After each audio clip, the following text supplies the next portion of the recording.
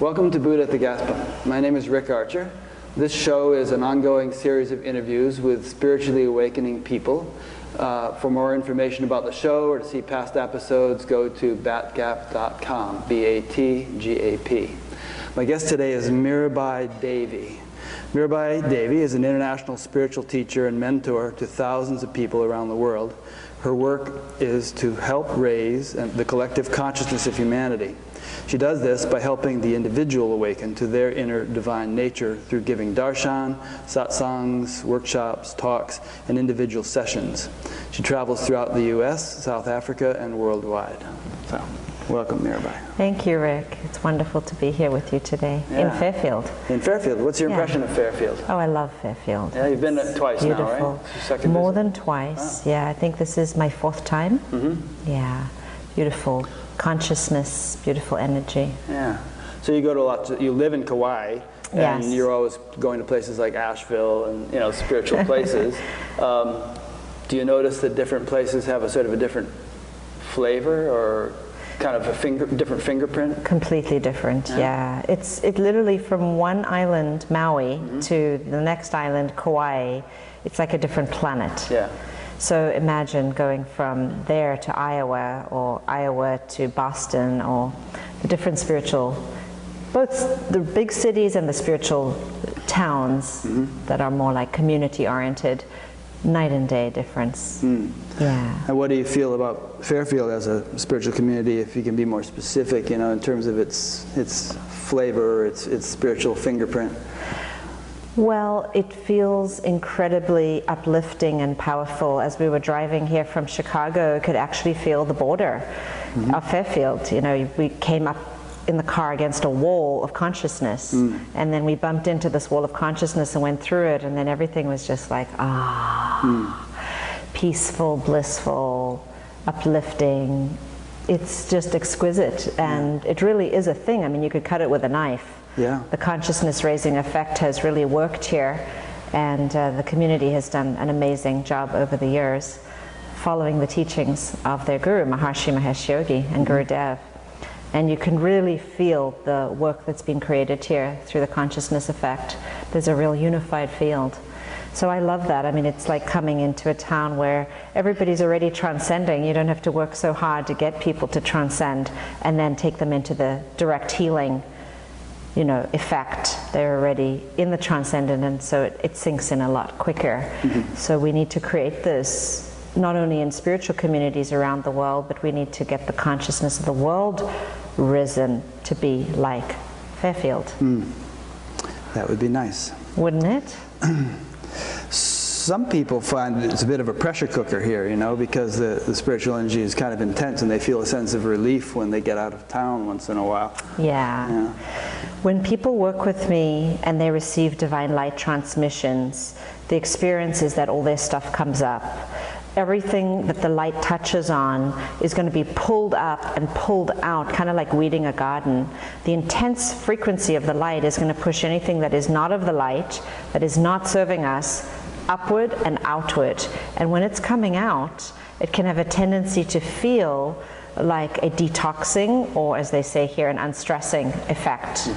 And when that detoxing is happening, it can feel really, really intense, especially if you have a lot of suppressed stuff, like suppressed anger or suppressed fear or karmic buildup, residue.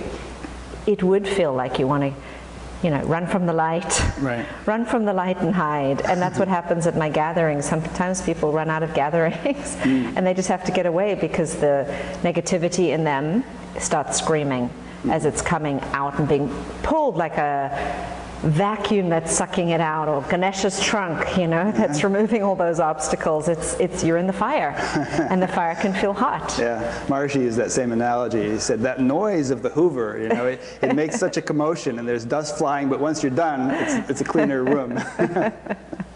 Yeah, it is a much cleaner room. It's like, I think Maharishi has used the word dust in the attic, the dust flying around in the attic. Yeah. And so that's the same effect when we do light transmissions with individuals and groups, is all the stuff is flying around, and it can be confusing for people's minds and egos if you identify with the stress that's leaving.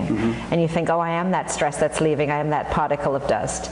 So we always tell people, don't focus on, don't merge with the stuff that's releasing. Stay focused on the divine light, which is who you are and which is what you are. And don't get caught into the negativity that's leaving. Just say bye-bye, or blow a kiss, bye-bye. And just stay identified with the truth, with the light, with the consciousness, with what you're gaining, this newfound state of consciousness and freedom that you're gaining, and release the other. So I've had the joy of listening to quite a few hours of your other interviews and talks and so on in the past few days, and I've really enjoyed listening to your personal story. I think it's quite interesting and unique, and I know people can go on YouTube and hear other interviews in which you've told that story. Yeah. But most of my listeners won't have heard it, and I'd rather just sort of have you tell it here, and maybe I'll ask a few questions that weren't brought up in other times that you've told it. Oh, sure. Yeah. Okay, wonderful. Sure. Well, I was born with an overwhelming longing to return back to the divine light, to return home to God. And of course, like many other individuals, was very angry or mad to be back in a physical body. I was like, I knew I was going for the light, and I must have made a wrong turn and gone down some other corridor back into this dimension. I was done with the earth, I thought. And I'm sure many have had that experience. And I sort of found myself being shot down through a tube and into a body again. You remember that? And, yes. Yeah. And I remember having a dream later on in my life that I was shot through a tube of light, landed on the earth, and watched all the civilizations of the earth going through from the beginning of time right up until the current day, saw the city that I was born in all around me, and then came into the body, and I heard the words, now experience life in a body, in a city, and experience what it means to have enlightenment in this form. Do you remember the last time you were in a body? Prior to this life? I do, yes, but I won't talk about that. Okay. Yeah, that's personal information. Sure. And so as I was coming into this whole experience again, it was this intense form of, I've done this, I completed, why am I back, what's left, what could possibly be left? And I came to understand over the course of my life, with perspective, that what that meant is I had been sent back, and obviously the divine had asked me to come back to help raise the consciousness of humanity and to help humanity, and I'd agreed to it.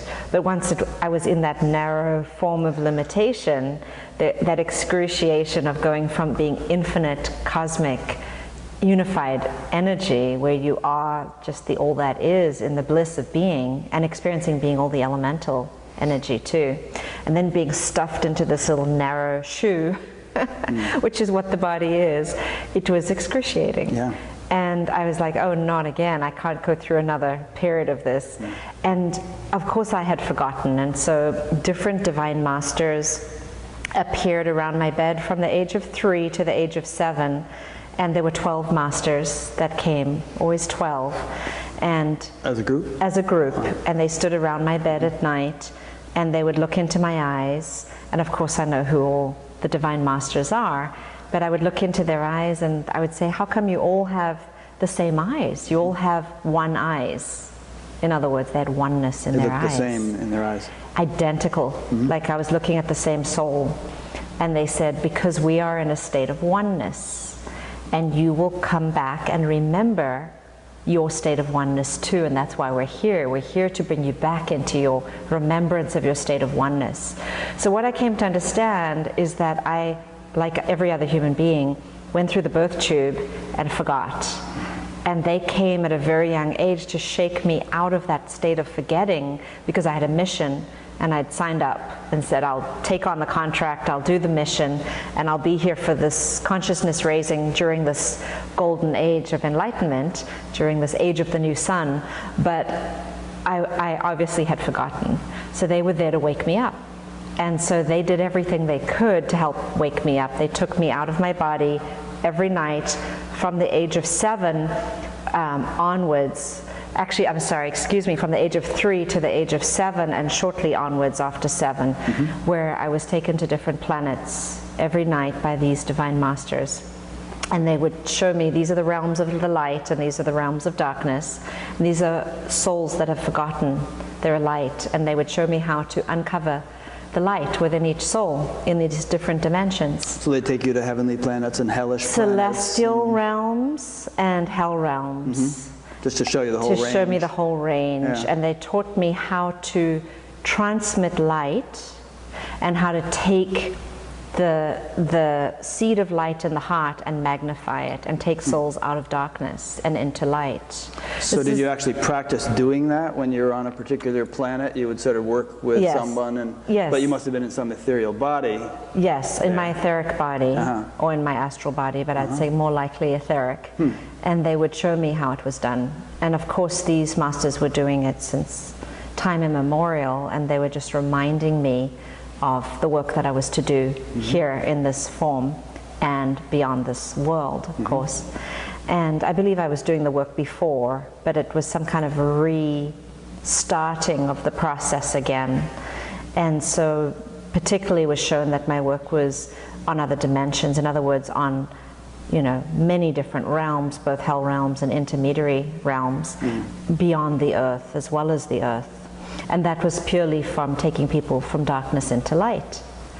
So they showed me I wonder if everyone listening to this takes for granted that there are various realms. I wonder if it would be worth taking a minute or so just to explain how and why there are, you know.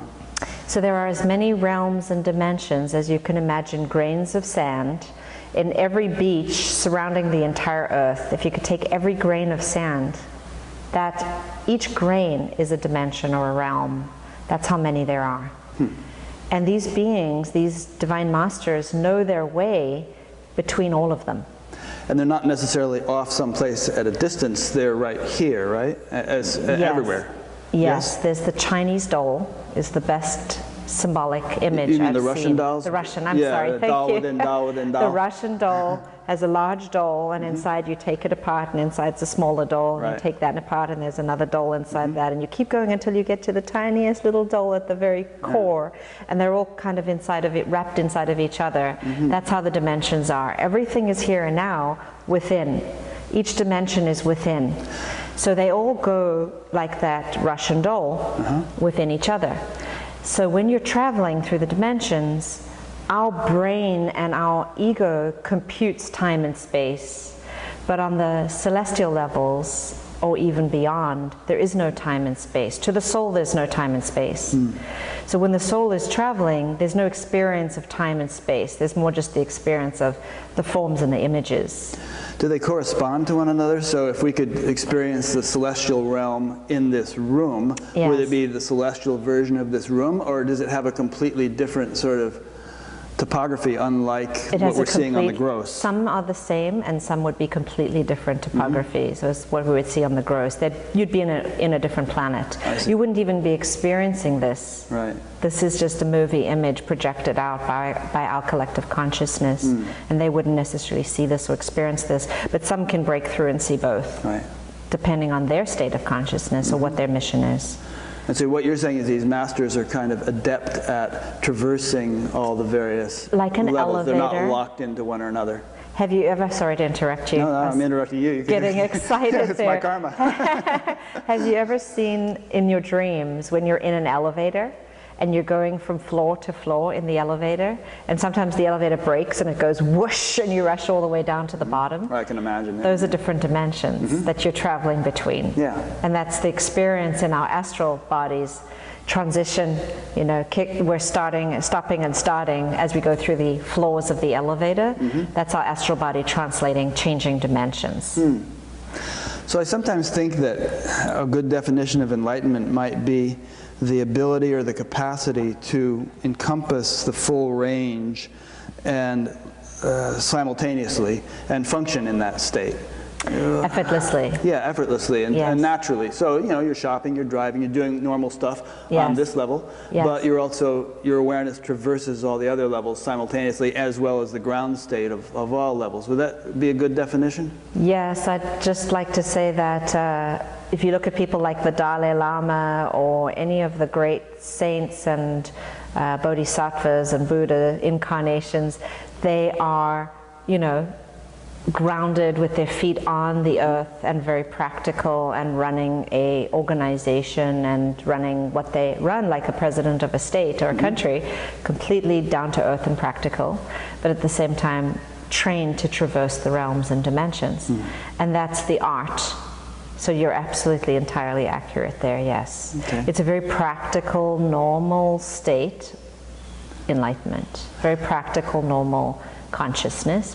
And at the same time, you're able to travel through the relative and through the absolute. Yeah, I think it's worth emphasizing because sometimes people have this sort of black and white version of enlightenment in their mind, and it's like, you know, I just want the absolute, the world is an illusion, who cares about global warming or whatever, you know, it's all illusory anyway. And sort of like, not giving each level its due justice or its due regard. Yes, I believe it was Maharshi Mahesh Yogi that said, knowledge is structured in consciousness, and reality is absolutely structured according to that level. It has its own rules, it has its own game, it has its own operations, and then you move to the next level, completely different. Yeah. Different rules, different game, different operating functions, and you can't take one state of reality and apply it to the next state of reality because they're not the same. So you can't take the absolute and then try to apply it to the relative and say, it doesn't matter what happens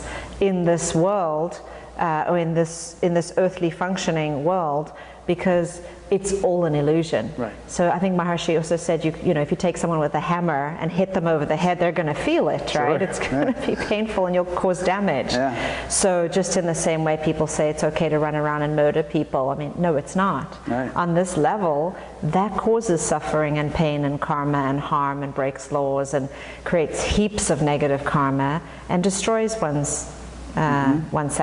So no, it's not okay. And so we need to take care of global warming, we need to take care of the planet, we need to do everything we can on this level to help and make a difference and make a change. Otherwise, no one would bother if it didn't matter. Good. I think it's important to emphasize that. And we could spend a whole interview talking about that, but we left you at the age of 7. Okay, so I heard you got initiated into TM when you were 7. I got initiated into TM when I was 7. Must have been the children's technique at that age. It was the children's technique, yes. And I later went on and did the TM Cities program in 1993. Okay. When I was 23. And so I did TM most of my life and Cities as well. I didn't know that. Yes, and my whole family too. Do you still practice it? I do, yes. Okay, and the Cities and everything? Yes, I do. Interesting. Yeah. Okay. Yeah. And so anyhow, at around 7 onwards, when I went to school, you know, I was in South Africa, that would be junior school, and I shut down. And I shut down pretty much, I mean, shortly after 7, I was still going through the astral traveling to different dimensions and my inner training. But I shut down on the outer level when I went to school because I was in that experience. Be a normal kid for a while? Actually, it was the opposite. I didn't feel like a normal kid. And I didn't know how to relate. And I felt very alienated. And my family was going through, you know, their parents got divorced when I was 3, and my family were going through that moment of dark night of the soul with the divorce and my mom being a single mother. And so during that period at home and the period of being around other people at school, I didn't know how to relate. And so I went from kindergarten, where I was walking around saying, I'm ancient, I can fly. What do you mean you can't fly? Of course you can fly. You know, I fly every night. Right. And, you know, I'm trillions of years old. I'm ageless, I'm deathless, I'm immortal. So are you, don't you know it? And at 7 through junior school, I realized I couldn't keep talking that way because people thought I was crazy. So I shut down and stopped talking about everything and tried to learn how to fit into this world, this society. And now, you know, in retrospect, hindsight's 20/20, I should have gone to a Waldorf school. But at that time, of course, you know, we didn't know. well, did you manage to suppress your own experience, or you just shut your mouth and didn't say stuff that would freak people out? I pretty much went through shutting my mouth so that I didn't freak people out, and then after maybe a couple of months or even early years, after 7, I shut down the inner level also, because I didn't know how to relate to both at the same time, because I was having such a vast inner experience that I couldn't fit into this world. So I had to shut it down to a certain extent. And in some phases from 7 till 16, 17, almost altogether, completely. So you became a normal adolescent for a while. Yeah, because I was talking to devas and talking to celestials and talking to divine incarnations, and then nobody else knew what I was talking about. So I shut it down, and at 17 became vegetarian. And I spent some time when I was 17 around the Hare Krishna organization, you know, coming into the temples and just smelling the incense and hearing the bells and seeing the Indian clothing and eating a vegetarian diet, and just woke back up again. Yeah. And after that, I went into, from 21 and 22, I went into this insatiable desire for enlightenment. It was like an unquenchable thirst where nothing in this world could satisfy me. It was like nothing in this world can bring me any happiness. All I want is God union. And everything else seemed so insignificant and paled in comparison, and I really didn't want to be here anymore on the planet, because obviously I'd shut down so much. I'd gone into a complete state of separation at that point, which was illusory, of course, because I could never really lose it, because we are it. But as everybody else goes through forgetting, I had gone through a period of forgetting. So, do you see that as having an evolutionary value? I mean, not only for you, but for everybody. If we acknowledge that the universe is one big evolution machine, it must be well and wisely put that we forget in order to, and then eventually rediscover. Correct, yes. It's very intentional. It's on purpose. Yeah. And it has its perfection of reasons, and when you see the whole picture, it makes perfect sense. Would you say that having forgotten and then having realized once more, you end up with something more than if you never left the state of oneness? Yes. Yeah. It adds a different value to it, because you appreciate it so much more. You know, how they talk about, you know, Radha is the longing, and Krishna is the beloved, and the feminine is about longing for the beloved, and then the divine masculine, or Sri Krishna, represents that principle of, you know, merging with the beloved. And so in the same way, the soul, which you could look at in that aspect, is feminine, in that it's the embodiment of that aspect of longing, and when it comes back to itself, back to the self, the reuniting process is so glorious. It's so ecstatic, it's so triumphant, that there's nothing, it's just an indescribable experience, that the loss and then the reunion, only that experience can bring you into that, those facets of those emotions and feelings and qualities, those heights of ecstasy and those depths of darkness that you go through in the longing, you know, the dark night of the soul, or even the desert. Many souls go through the desert. I see that even in spiritual communities, people that have been meditating sometimes 40, 50 years, and they're still going through the desert, you know, that happens. A lot of people in this town. Yes. And so it's really important to, you know, to break through that phase, those phases, and to keep it moving to that place of finding. And that's why, you know, it's very easy for awakened teachers to say, you are it. Just be it. You never lost it. There's nothing to do. There's nowhere to go. There's only to be here now. It's easy to say that. But when you're in separation, to find it within you is a whole art. It's a science. Yeah. You have to know where to go. And to me, that's the role of a teacher. You know, the role of the teacher is to lift the veils, to help you lift the veils, and to generate enough consciousness where you do it yourself, with their help and their grace, so that you find it. Because it's within, it's not without. Right. And so that moment of reunion is so ecstatic that that's the whole point. That's the whole point, is the Shiva and the Shakti, they unite, in the whole creation forms. So it's the loss and the gain. Yeah, the Upanishad says contact with Brahman is infinite joy. And Maharshi used to say that, Brahman doesn't become a living reality until you've gone through the whole rigmarole, the whole cycle. Yeah, I think it was T.S. Eliot said, how did it go? The end of all our seeking will be to come back to the place from whence we started and to know it for the first time. Oh yes, I know that. That's a beautiful saying. Yeah. Beautiful, yeah, exactly. My mother used to read that to me when I was a child. Yeah. So you went to India, you had this burning desire for God, the Hare Krishna thing kind of stoked the fire a bit, and then... It stoked the fire a bit and turned me vegetarian. Yeah. And then of course, it was just a brief diving into the Hare Krishna path, just for a short period, just to get me, my appetite, and give me a kick, and then I went off to India, believing, in my consciousness, as many people do, that India would bring me that enlightenment, that answer, and I wanted to find a realized guru. And of course, what happened was that my path was very unique in the sense that I did spend some time in a couple of different ashrams, and I did have intensive inner journeys. And what was unique to my path is that I believe that my spiritual masters, my spiritual divine beings, were guiding me beyond those particular forms of those avatars and masters that were in India, and led me to go solo.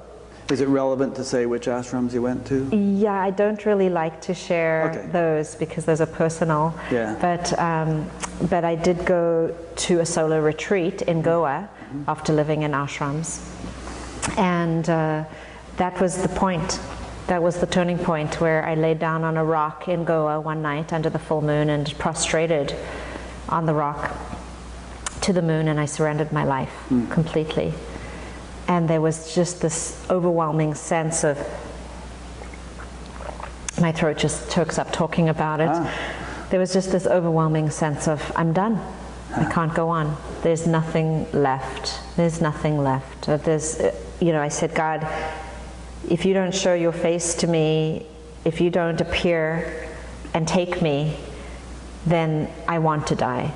I don't want to stay here in this ignorance, in this separation, not one more second, not one more moment, not one more breath. I'll never eat food again. I'll never drink water again. I'll never get up from this rock. I'm going to lay here and die. And I went on some kind of a strike. It's interesting how God sometimes responds to ultimatums. Really. I mean, there are stories like that. There was some guy who held an incense stick. He said, if I'm not enlightened by the time this burns down, I'm killing myself. Oh my God.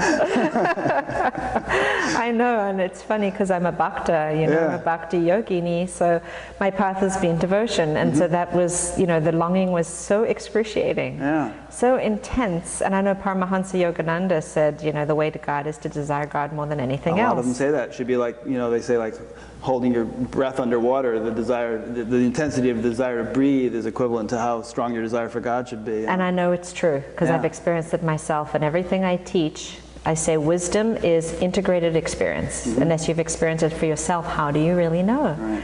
And so I experienced that, I reached that end, and I lay down on the rock, and that's what happened, is that I was told, get up and go back to your cabin. And I got up and went back to my cabin, and I laughed and cried for 8 hours, and emerged through many different stages and phases. And it would be hard to describe them all in this interview, because obviously it's volumes of what, it's the timelessness of the infinite levels of experience you go through in that moment. And then I broke through into the absolute. And I did have an experience, although I do share this part, is one of the stages was an experience of moving into the Godhead and meeting what I describe as the celestial being, who then said, you have to go back. Some particular celestial being? Yes, there was an experience of meeting the Godhead. And the celestial being said to me, you need to go back, and you need to help raise the consciousness of humanity and help the planet. And I also heard, and help your family. and help all to awaken. Now you have awakened, you need to experience others to awaken. And I said, well, that's impossible because I didn't do anything. All I did was lay down on the rock and die. How can I possibly help them? I don't even know what I did. How could I share with anybody what to do? Yeah, I can imagine you teaching retreats where, okay, everybody, lie down and die. In fact, that's a question actually, is that, you know, you came to this sort of crescendo or this junction point where you couldn't go any further. But I don't suppose, I shouldn't think that that can be fabricated or faked in any way. You were kind of at a level of ripeness where the fruit was ready to fall off the tree, mixing metaphors. But, you know, most people may have some time to go before they reach that level of intensity. Yes, it's a ripening, it's a maturity. It can happen over thousands and thousands of lifetimes, you know. And obviously I had come in already in unity, then gone into separation, and then had to find that unity again. And I was just done. I was absolutely done with playing the game, you know. And one of the things I remember is I pulled off my jewelry and my clothes, and I said, I'm done with being the actress in this movie.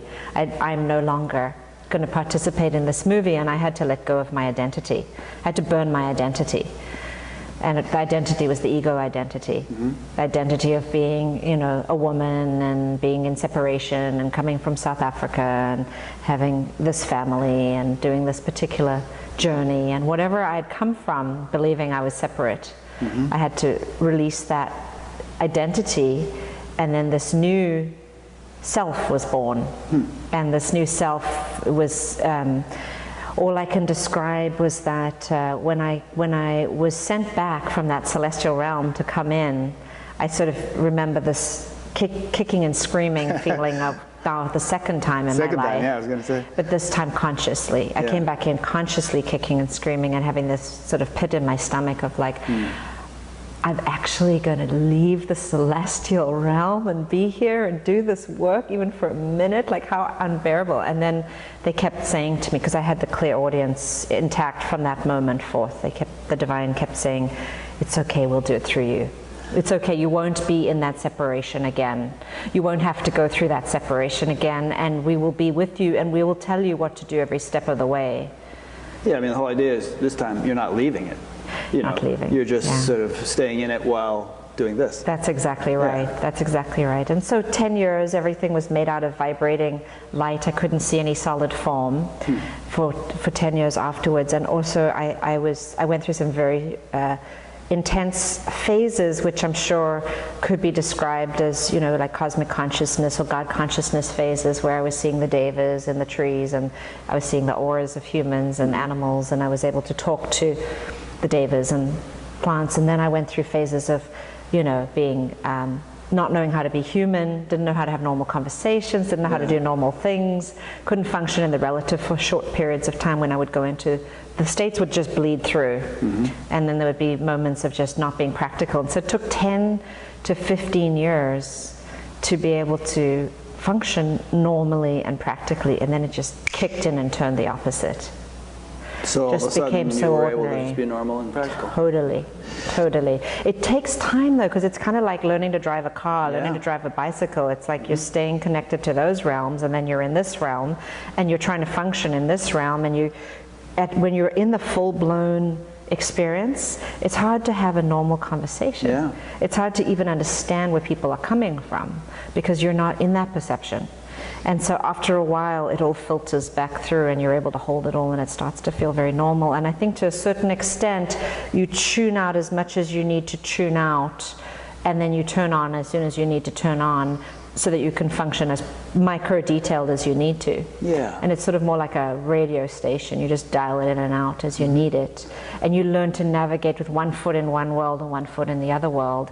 And that takes practice. It takes a lot of practice. I think the zoom lens of a camera is a good analogy. You know, sometimes you focus in here, sometimes you take a wide shot. Exactly. You know. Exactly.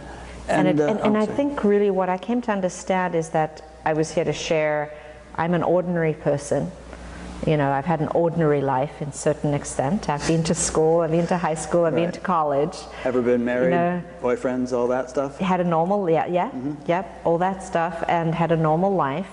And that my experience was to show people you know, if I can desire God more than anything and have a breakthrough and into unity, into God union, then anybody can. And everybody can. And everybody has that capacity, because everybody is the divine light and is the light, is the self. It's just that we've got so many veils in the way and so much karma in the way. And this leads me to the next thing.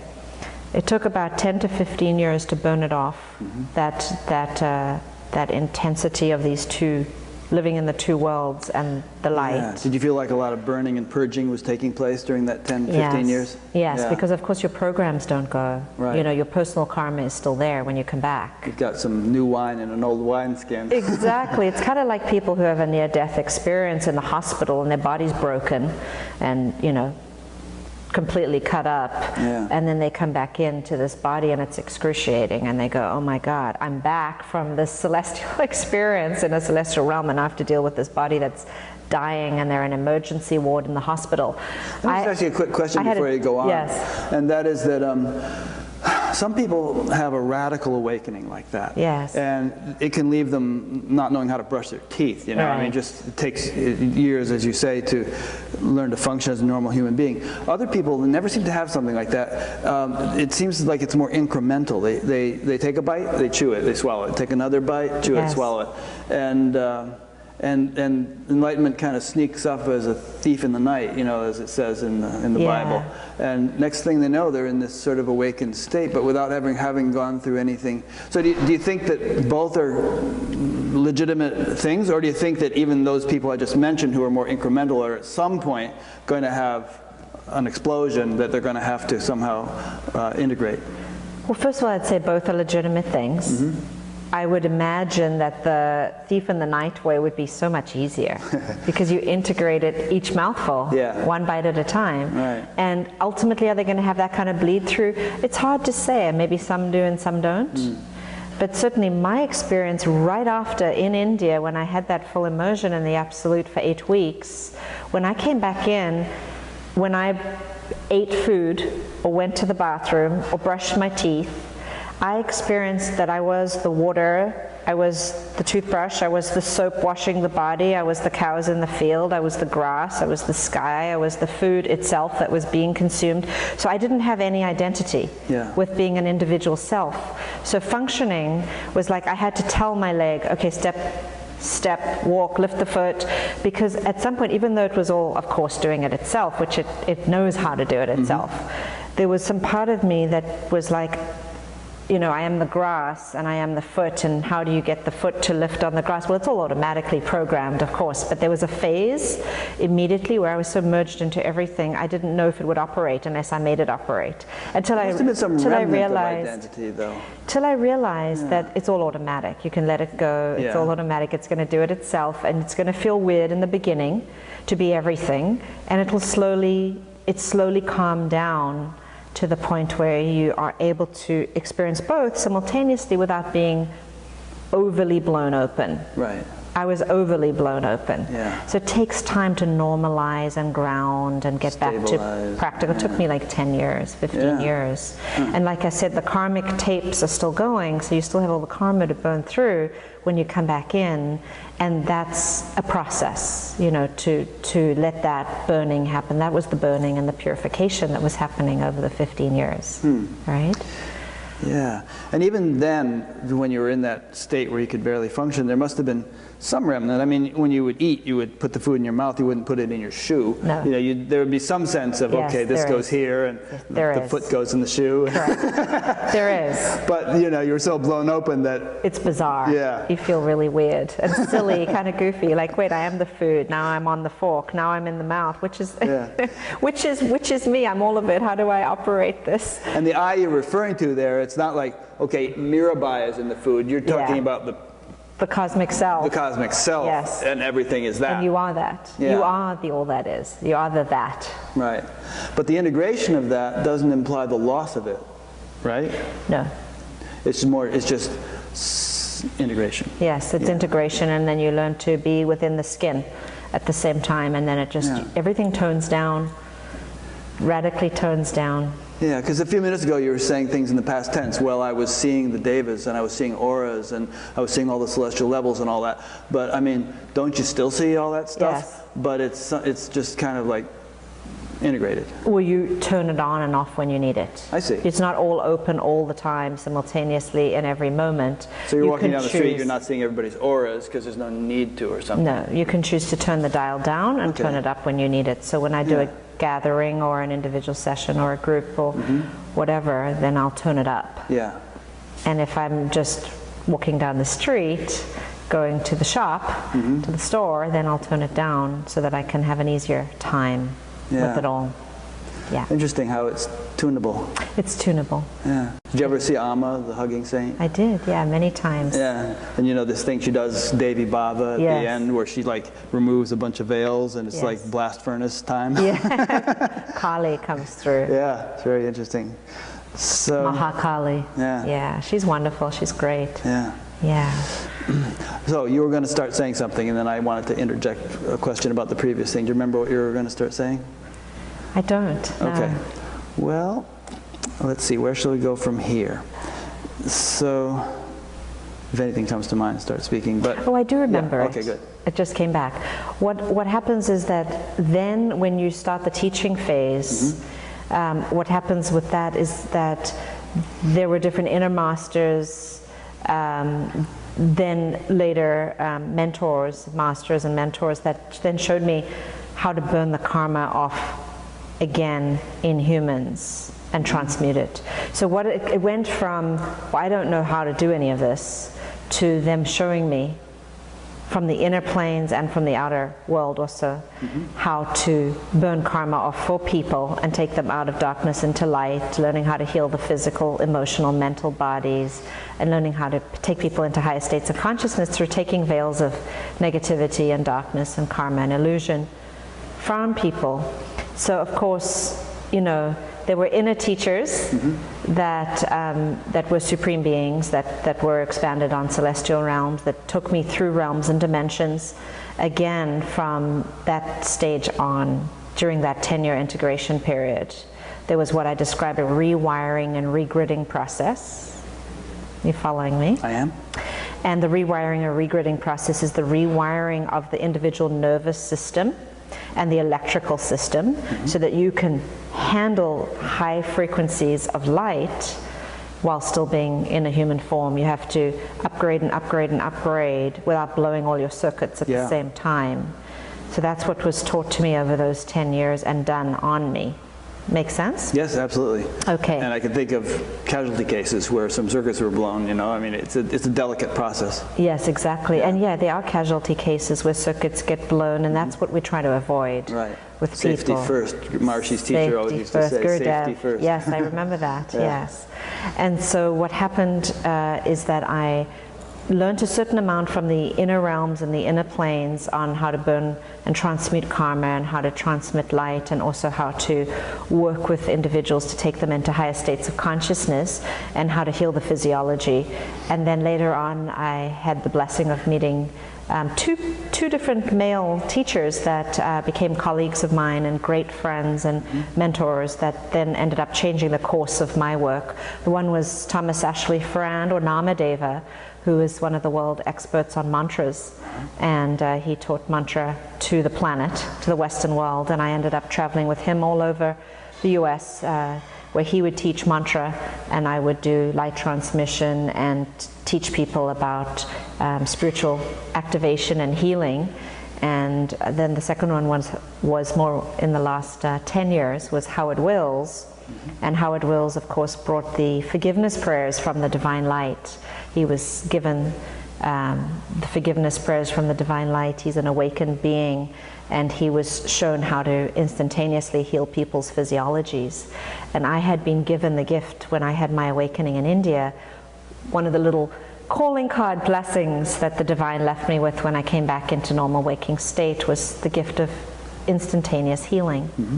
And I prayed for it to be taken from me during those 10 years because it was too much to come back and integrate and then have that gift on top of everything else. It was like, I can't deal with all this all at once. You know, I'm trying to maintain a separation. I'm wobbly. I'm like a toddler learning how to walk as a human again. And then I can't have people coming to me and seeking me out for instantaneous healing on top of that. And I was trying to reform an identity, and I didn't want my ego to take it. So meeting Howard Wills 10 years ago and his instantaneous healing and his forgiveness prayers was just the catalyst that opened that door back up for me again. And he helped me to get that instantaneous gift for healing back, and I spread the forgiveness prayers to millions of people around the world because they're so potent in cleansing and transmuting karma, and also the light transmissions that I had been giving in the form of the darshans. And the style that Howard Wills was working in became more integrated into my teachings through cleansing through forgiveness, healing through forgiveness, and working with cleansing and peacemaking became a huge part of my teaching. And I've been teaching those both with Howard Wills and by myself around the world for the past 10 years, as well as doing what I was doing before with the darshan and the taking people into higher states of consciousness and transmuting karma. So I've found this new form has very much been compatible with where I was coming from, and I found that it was a way for me on a personal level to be able to have less ego identification with it all, because there's a system involved, and that system is really not just, you know, me.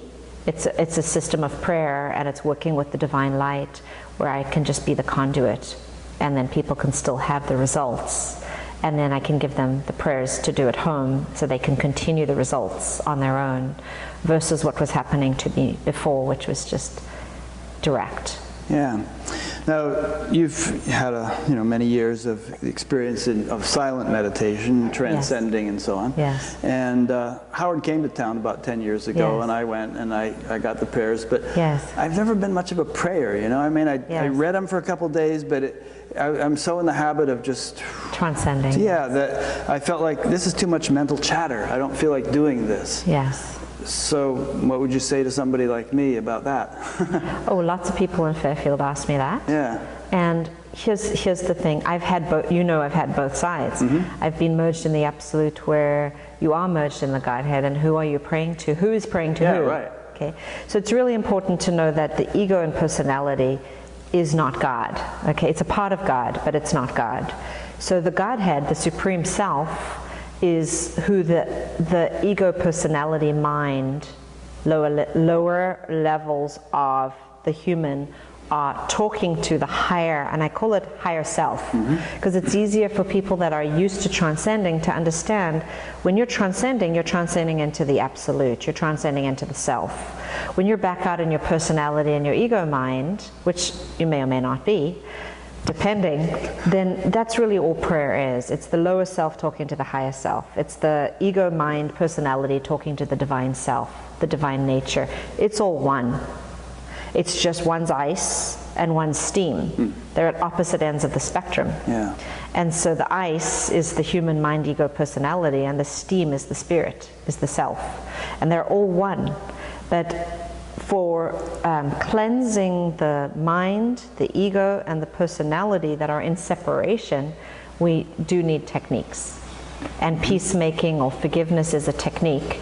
Prayer is a technique where we're talking to the divine self to ask for the grace factor. And there's other ways to access grace. Also, the light transmissions access grace, meditation accesses grace, but prayer certainly accesses grace. So for somebody who is more deeply merged and needs less words, that can be the case, although peacemaking cleanses the lower levels. We always need to cleanse the lower levels. We need to cleanse the ice and melt the ice. So depending on your state of consciousness, I would say, would be dependent on what techniques you need or whether you need a teacher or not.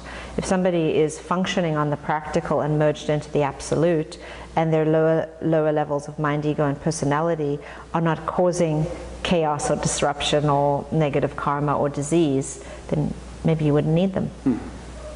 But most people have physical disease or emotional disease or mental disease, or they have karmic repercussions from negative actions, negative thoughts, and negative words. And that's what the prayers work on. Okay. They don't work on the soul level, because the soul's already the light. It's complete in itself. Everybody's got something. Self-referral. Everybody has some karma, and of course that's the way it's meant to be, see? Yeah.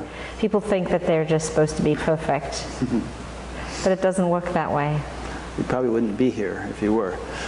No. This is a finishing school. Yeah. This is a completion training, and to some people it's a kindergarten, so we have all levels of school here on the earth plane. Yeah, we do, don't we? Boy, what a range. I love to say, I just have to fit this in real quick here, Paramahansa Yogananda, in one of his books, I believe it was Autobiography of a Yogi, he said, the earth is the second most dense physical planet in the physical universe.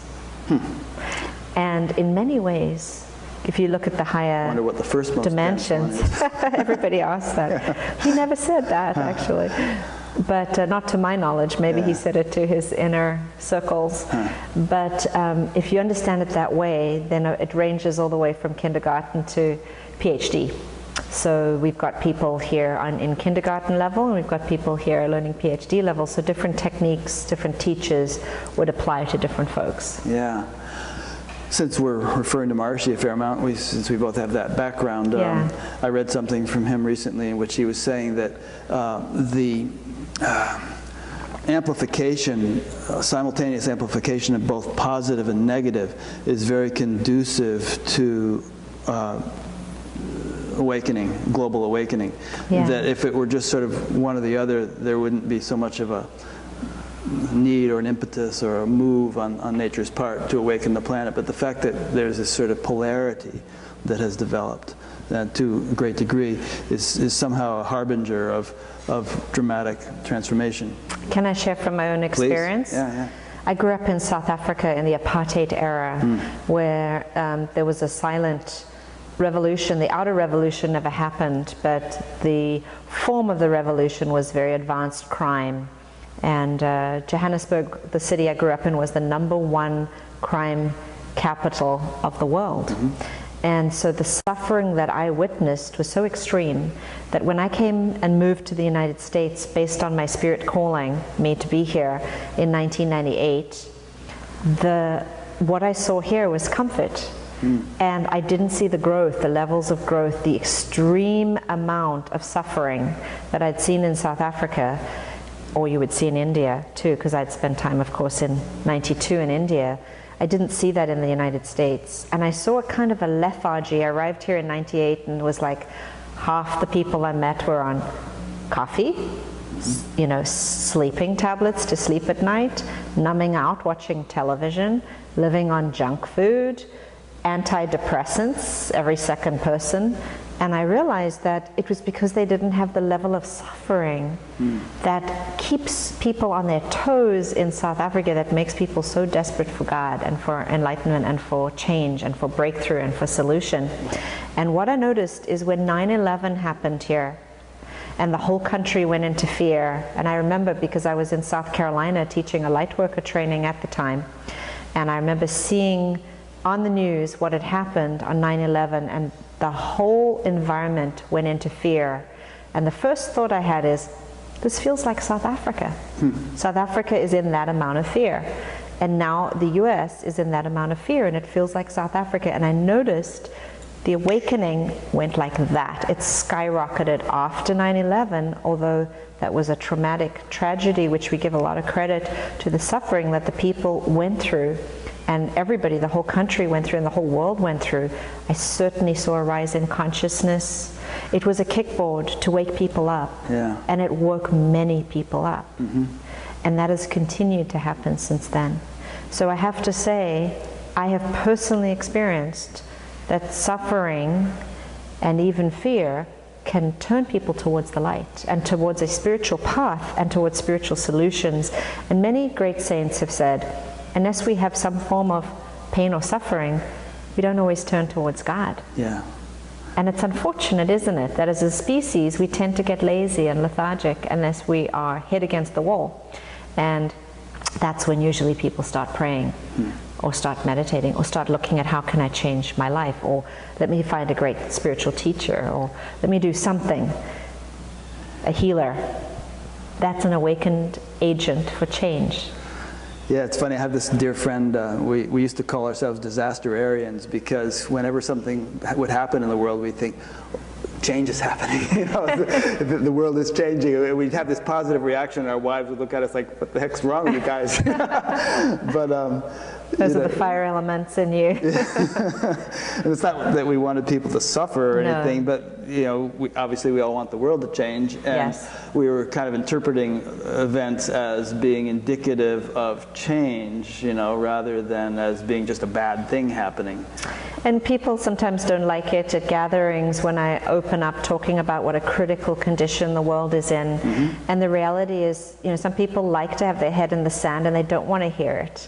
And it's the reality. Our world is in a critical state, and that is an agent for change. That's when we all need to rally together as in communities and make the changes that need to be made, find the solutions that need to be implemented, and do whatever we can to bring in the light, in the new paradigms, in the new solutions. So it's not a negative thing. It's just that, again, it's that kickboard, that agent for change, that we need to move quickly and do something about it. And fortunately, some people are, but many people are still with their heads in the sand saying, I don't want to know, I don't want to know. And wouldn't you say that people like yourself and other spiritual teachers, they're doing their best to sort of lubricate the process, know? I mean, it doesn't have to be too traumatic. The trauma can be minimized as the more the spiritual element can be infused into the world consciousness, the less traumatic the transformation has to be. Exactly. But one way or the other, the transformation has to be. Exactly, it has to happen. Yeah. That's well said. Time has come. Time has come. We're in it. We're in the time now. Yeah. There's no more time. Even on the news, I mean, the news, I watch the news every night, and even the Brian Williams on NBC News says things like, people are starting to feel like, the world is coming to an end or something. There's so many disasters and so many difficult situations. I mean, ISIS is beheading people on TV, and we've got Ebola in Africa breaking out, and Syria's situation is crazy, and it's like people are scratching their heads and saying, what's this? And now and then there's global warming, which people who are really into that say that could wipe out a good portion of humanity, and even all of us, if the temperature rises 6 degrees centigrade, it would be incompatible with human life. Yeah. So some people are a little pessimistic, and can't quite, and even people with a spiritual bent who are focusing on that stuff can't quite see how a spiritual transformation is going to manage to circumvent the huge momentum of negativity that seems to be building. So I imagine you have a different perspective. Well, I've been working very closely with this, as you can imagine, over the last 10 to 20 years. And my experience is that this is critical, and this is the catalyst to get us to do something about it.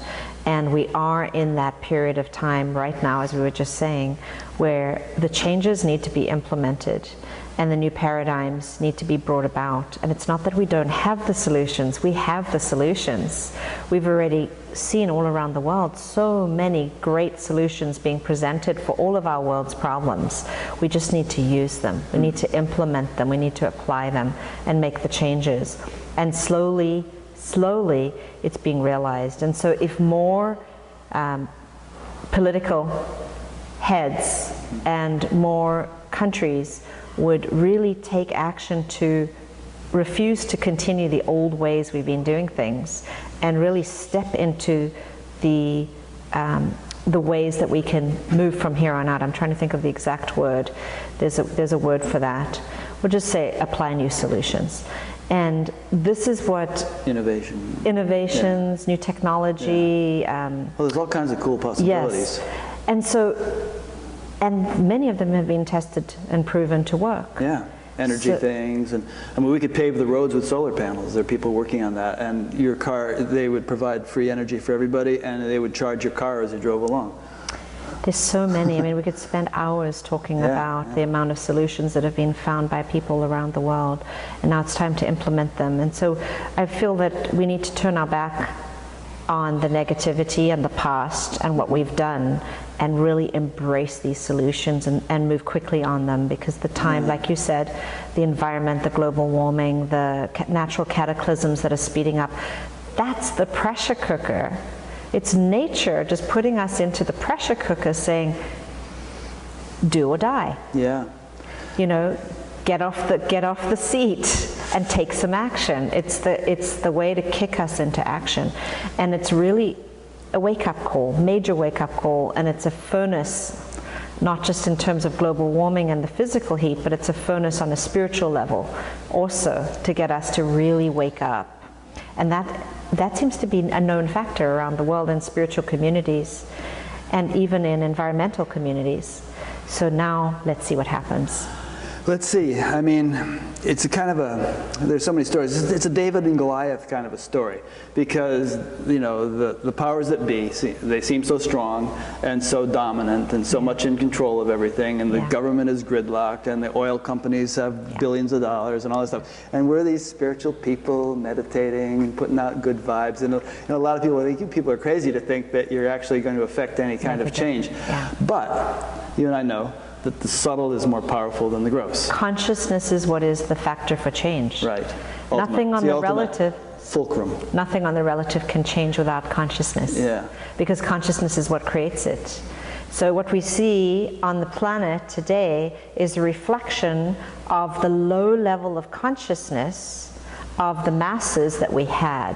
Now you have these spiritual pockets around the world that have raised their consciousness and are trying to impact the rest of the world to raise their consciousness, because as consciousness rises, we look at some of the things we've been doing and we see it's barbaric. It's barbarianism. It's prehistoric barbarianism, and we're still allowing things like this to occur on our planet, even though we know it's destroying the environment, we know it's destroying the earth, we know it's destroying nature. And so how can we allow this to continue? And everybody at some level that looks into it knows that's true. And so it's just a matter of us, as I said, we have to trust that consciousness is changing, and that the positive will prevail, and that the old paradigm structures will fall away. In other words, these very dominant, aggressive, male, patriarchal structures that are keeping the planet and nature suppressed and in domination will have to fall away and give way to these new paradigm solutions that will save the planet and will be uplifting for nature and will be uplifting for all life forms on the earth. Otherwise the planet's not going to make it. Right. And that is, I know many spiritual teachers have been talking about this for the last 20 to 50 years, that we're going to come to this critical time of change where we're going to have to make the decision, we're going to have to take actions that are going to bring about this global change. Otherwise they don't know whether we're going to make it or not. And to a large extent, I feel we are. Although it is hot, and it is going to get hotter over the next year or two. You're talking about literally? I'm talking about energetically and climate-wise with the cataclysms. This is prophecy. This has been prophesized by the Mayans and other great prophets, that this is going to happen to force humanity, so to speak, to choose positivity, to choose love, to choose unity, and to choose life-preserving technology instead of to move towards and continue the path of destruction, which we need to move away from. It's just obvious. So that's what we're magnifying, focusing our intentions on, praying for, energizing, and supporting, is these new paths. One can get pessimistic because it seems like the powers that are in control are so intractable, and how can we change things? But I really feel like you're saying, that there's a momentum, and it's growing, and it's subtle but powerful, and somehow or other, I mean, you know, look at how much the world has changed from one century to the next, and no one could have foreseen the degree of the changes. They always think things are going to pretty much stay the way they are, but then there's huge changes. You know, and so that's... I'd like to comment on that. Please. I would say that the light will always prevail, the truth will always prevail, and that there will be a positive outcome I don't believe that it's immediate. Some people felt that in 2012, we were all going to wake up, the whole planet was going to wake up, and everyone was going to start levitating and walking through walls and manifesting instantaneously, and all of that was what we all talked about as being part of the golden age or the fifth dimension, whatever you want to call it. But the reality is, change takes time. And there is, if we focus on all the pockets and areas where the change is coming, and where positive things are being done, and where consciousness is rising, and we keep focusing on that little by little by little, things sometimes need to fall apart before they get better. And little by little, they're going to get better. And I think there's going to be some more falling apart to come until things get better. But they will get better. They will improve. There's no doubt about it. Well, think about it. I mean, think about how many things there are on this earth that really have no business being here. Yes. I mean, just take some obvious examples: tobacco companies and GMOs and the whole oil industry, which served us for a while, but is really antiquated now and obsolete. If we're really going to undergo the kind of change you're talking about, somehow or other, those things are going to have to collapse.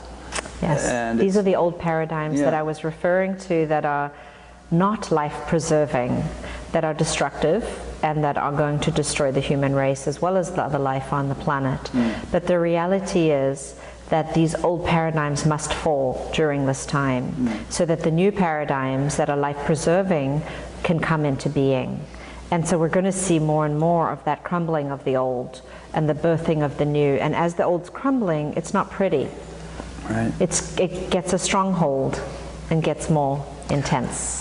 I was out on a boat ride on Lake Lucerne with Maharishi one time, and he was talking about this topic, and things were going to get kind of wild, and people were saying, well, how can we survive this, Maharishi? And he said, just hold on to yourself. Because the light is within you, and the light is peace. And if you hold on to that peace within you and that light within you, then everything that's happening on the outside, you can bring light to that. You can bring peace to that. And just keep remembering, we're not this body. We're not this form. We are here to help make a difference. We're here on this planet, in this world, to make a difference and to help bring in the new paradigms, to help the light prevail. We're here to do the work. We are the hands and feet of God. And yes, things are falling apart, and they're going to continue to fall apart, because things are not going to be pretty during this period. I mean, if you just look at what's going on the planet and how it's intensifying, for some people that's very scary. But when you understand that it's a purification of the old crumbling and the new rising, it's going to look ugly for a while. Look what happens to the poor caterpillar. He goes into this cocoon and turns to mush. His whole body disintegrates, And then somehow or other, these imaginal cells begin to form and begin to take structure, and next thing you know, you have a butterfly coming out. So beautiful. And butterflies are symbols of transformation. And we're undergoing major transformation on the planet, and anyone knows when you're undergoing transformation, it's painful. You feel like you're being ripped apart. Your life is being ripped apart. It's upside down. It's a mess. Even the planet is being ripped apart, upside down in a mess.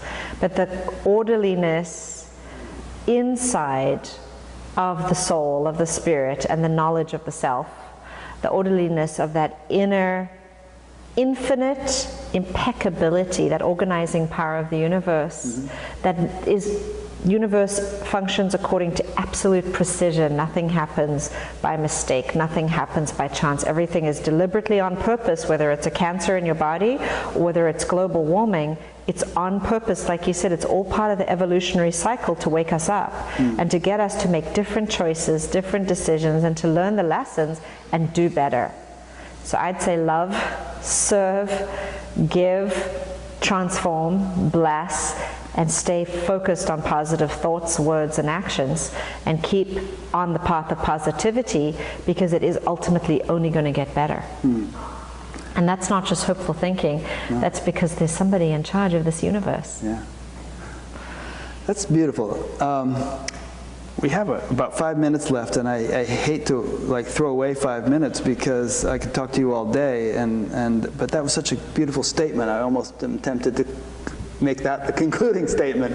Is there anything else you'd like to say, or do you feel like we've done it for now?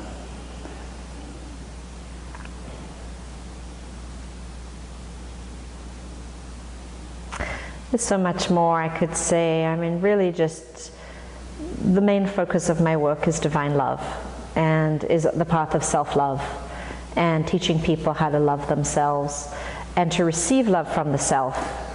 And that when we can really stop beating ourselves up in our lives, stop judging ourselves, stop criticizing ourselves, stop negating ourselves, and focus, like I was saying, on that deep inner state of love, and magnifying that and making that the most important thing in our lives, that we're a loving person, and that everything we're doing, thinking and speaking is loving, is positive, is uplifting, is beneficial to the planet, is helping others. That's what we take with us when we leave here. We don't take with us the rest. We don't take with us anything else material, anything else that we've created. Just what we've done on an inner level, wherever we complete ourselves to be in that state of love. When we leave this world is what we take with us, and where we go to when we leave. We go to places that reflect that held us in more love, and that then we're able to evolve. So even though we're in the fire, in the washing machine here, stay focused on what's real. Stay focused on transforming yourself. Even though the world is tumbling around, transform yourself with focusing inside on your inner state. Meditate on the light, meditate on the love that you are, and meditate on the divine within you, and fortify yourself, strengthen yourself, so that you have the resilience to be able to walk through this world and not be thrown like a leaf on the wind here and there, just affected by all the suffering around you. But when you're strong and your cup is overflowing, and you've given to yourself, and you've received that love, and you've taken care of nurturing yourself, you have infinite amount to give to others. And you can help others, and you can help your community, and you can make a difference. And that's where our focus needs to be, not on the negativity, because that drains our energy. Beautiful. When are you coming back to Fairfield again? I'm not sure yet. Maybe next year or something like that? Yes, it'd be 2015. Good. I'd like to do this again when you come back. Wonderful. I'd love that. Thank you. Because really, I mean, I could sit here all day. Questions keep coming. Let's talk about this. I know our time is limited. Thank you. So this is very sweet. And you know, lest you don't pick up on this through the video camera, and you might think that she's just a very eloquent person, there's a beautiful energy around you, and I can just feel myself kind of bathing in it, and you know, very uplifting and clarifying and sweet. So I really think that you embody that of which you speak. Thank you. Yeah. There is no separation, right? Right. Only that which is in our minds. Yeah. You know what it is? It's like when I'm in the presence of someone who is, you know, highly evolved or enlightened or something, it's almost like there's a feeling like the air is thick with something that is by no means isolated to their immediate physical presence. Is like a fullness or a wholeness kind of permeates the atmosphere. It feels good, doesn't it? Yeah, very good. Great. So let me make some concluding remarks. I've been speaking with Mirabai Devi, and this is one of an ongoing series of interviews. If you go to batgap.com, you will find them all archived and indexed in various ways: alphabetical, chronological, categorical. And we're going to be putting up a page also where you can search for events in your area. In other words, you could like search London and see, of all the people I've interviewed, what might be coming up in London. Or you could sort it by teacher, and you could search on Mirabai, and you'd see all of her events that are coming up, and so on. So there's that, and various other things if you explore the menus on the site, batgap.com. And of course, there'll be a page about Mirabai dedicated to this interview, and from there you'll find links to her website. Have you written any published books? Do you have any books on? I do. I have a book called Samadhi, The Essence of the Divine, right there. And I have 4 published CDs that are on my website on CD Baby. The book is actually on Amazon.com. You can order it through Amazon. I'll link to the Amazon thing directly from the site. Yes, so you can get it on my website or on Amazon.com, as well as my 4 CDs on CD Baby or directly on my website. Great. So that just about covers it. Thank you very much for listening or watching. I'm going to take the weekend off next week. The following weekend will be Judith Blackstone. Very good.